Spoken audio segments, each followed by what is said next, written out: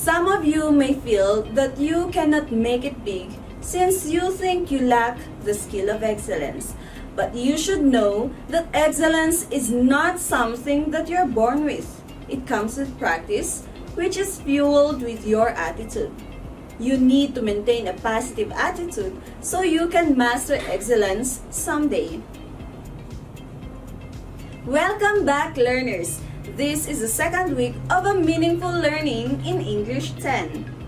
This week will be about determining the effect of textual aids like advanced organizers, titles, nonlinear illustrations, and others on the understanding of a text. I'm Teacher Sally, your guide in understanding today's lesson. Now, equip yourselves with your learning sheet, answer sheet, pen, and of course, food and water. As you engage yourself in this lesson, you will have an in-depth learning of ideas.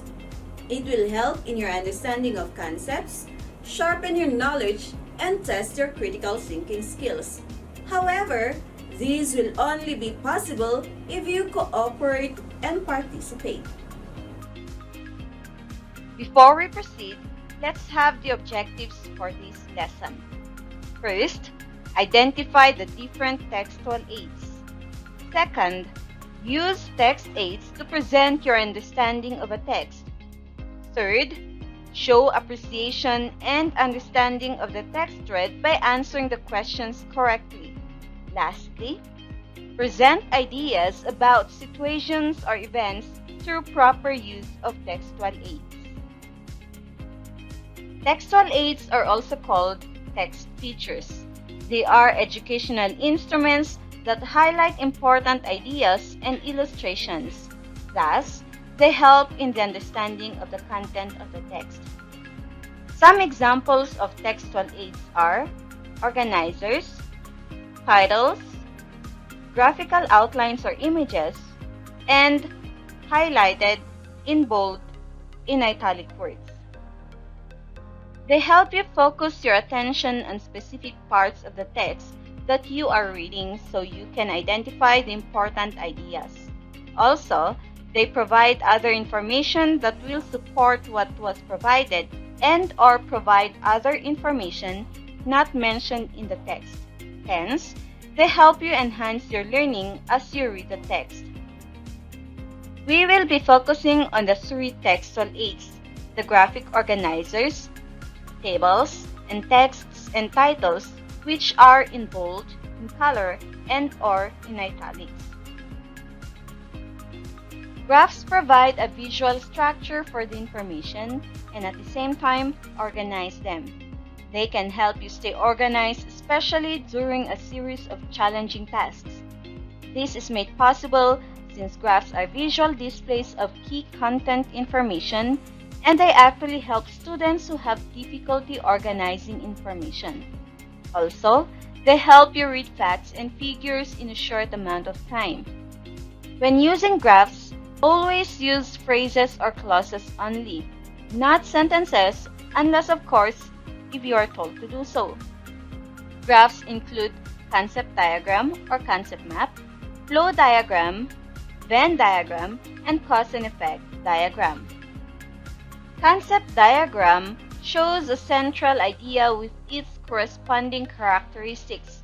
It can be used to show hierarchical relationships with the most important concepts placed either at the top or at the middle.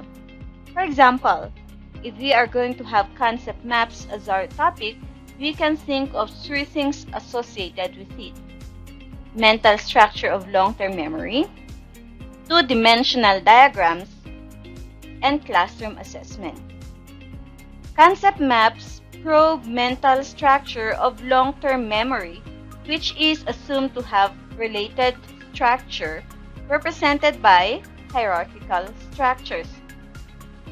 They are two-dimensional diagrams that contain concepts and links to make propositions. Concept maps are also used for classroom assessment by revealing the knowledge of structure of students and how structure changes with instruction, especially propositions. Here is another example. The topic is how students learn. Notice how the keywords were branched out. Notice also the use of the arrow. Some users of graphic organizers do not make use of the arrows. They opt to use lines only. That is okay. However, it would be easier for you to follow the flow of your ideas if you do make use of the arrow. If you want to look at this example for a longer time, you may pause this video. The second graphic organizer is a flowchart or a flow diagram. It shows steps in sequential order and is widely used in presenting the flow of processes. Just like the concept diagram, it makes use of arrows. This is how a simple flow diagram looks like. When providing the steps or processes, make sure that you are in sequential order. They are to be presented in the order in which they take place. This particular example will provide you the information on how to avail a driving license. It shows you what you need to do when you avail and/or pass a particular test. If you want to look at this example for a longer time, you may pause this video.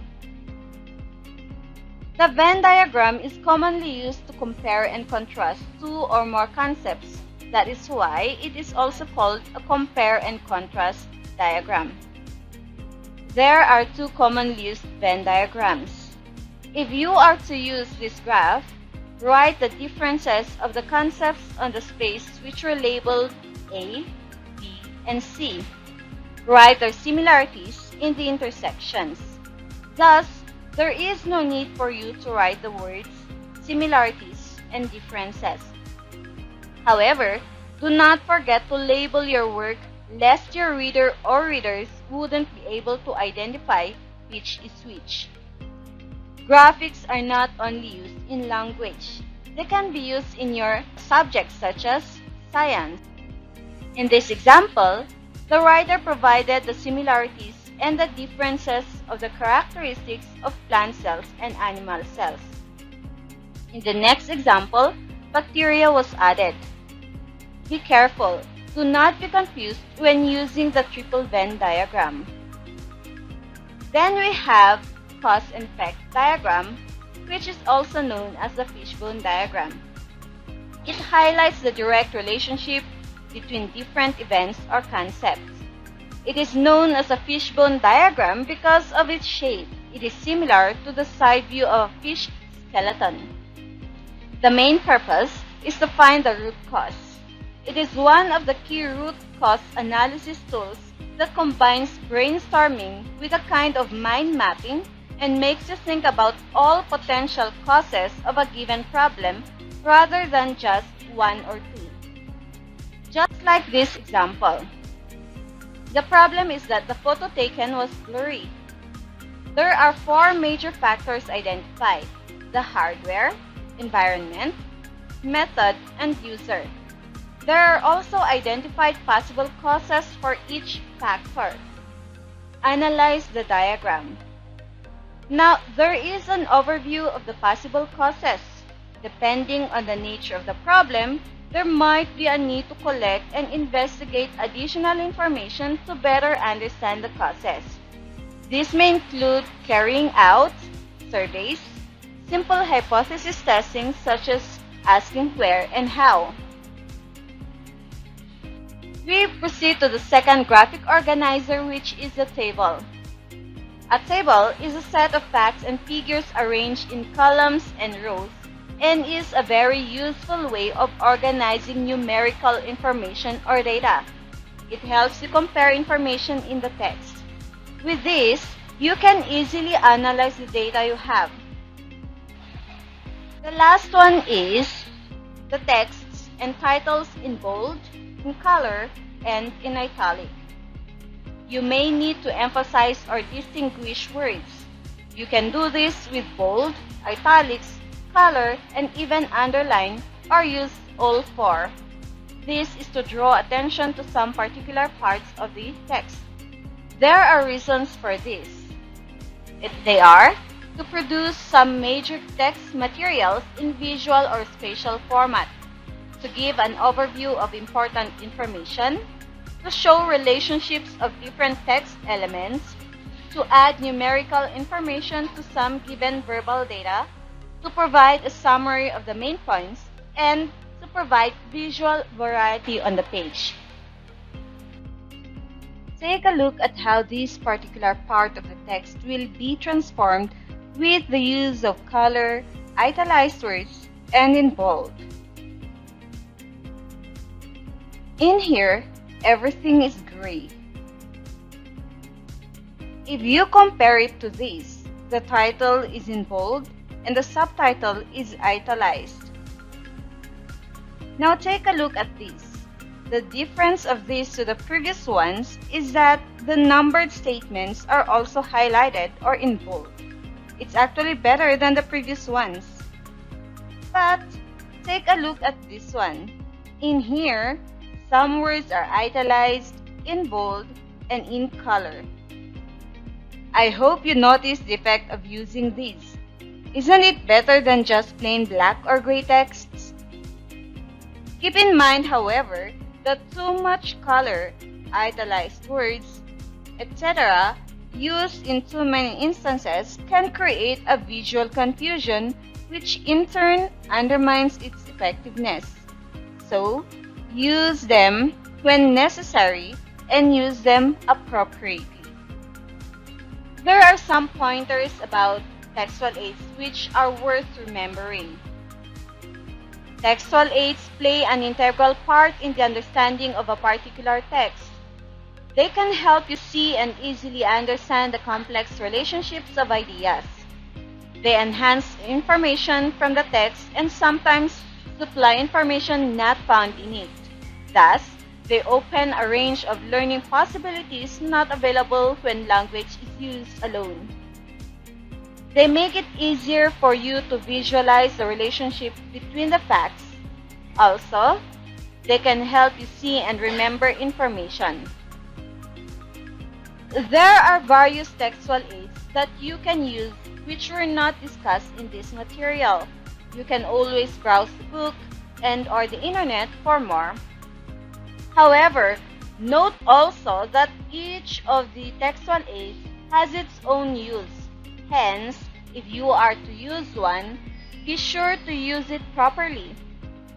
With textual aids emphasizing what should be focused on, you are able to clearly understand and comprehend any story, subject, or topic.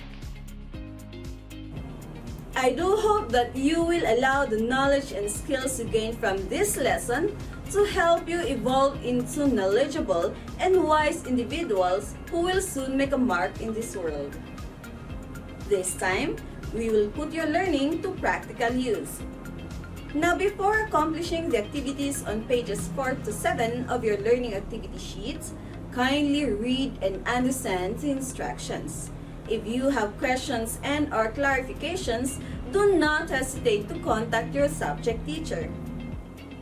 You got this! Till next time, only here at DepEd MPTV.